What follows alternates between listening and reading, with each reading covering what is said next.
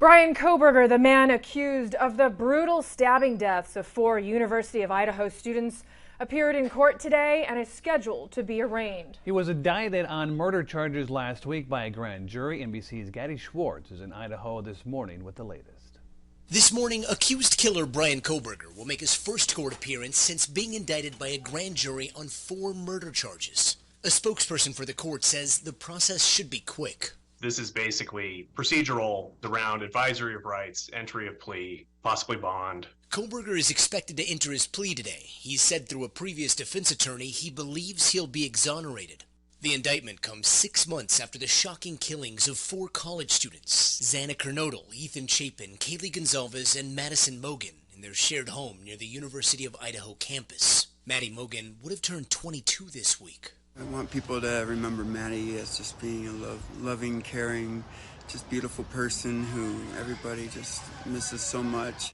According to court documents, DNA traced to Kohberger was found on a knife sheath at the crime scene.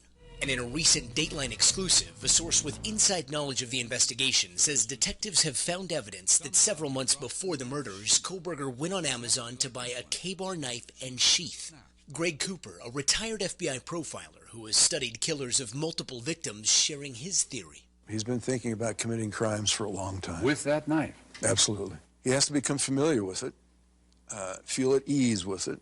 The Dateline report highlighting another disturbing incident. A source recounting that Kohberger befriended a woman in his graduate criminology cohort who, after finding things amiss inside her apartment, called Kohberger for help. The source says Kohberger volunteered to install a video security system himself. After the installation, our source says, police believe Kohberger, if he was close enough to the woman's apartment, could pull up the cameras himself for a look, because Kohberger knew the woman's Wi-Fi password.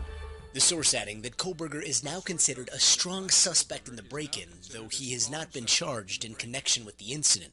Meanwhile, Kaylee Gonzalez's family looking toward the trial. If this individual is the right one, then he picked the wrong family. We're ready for this case.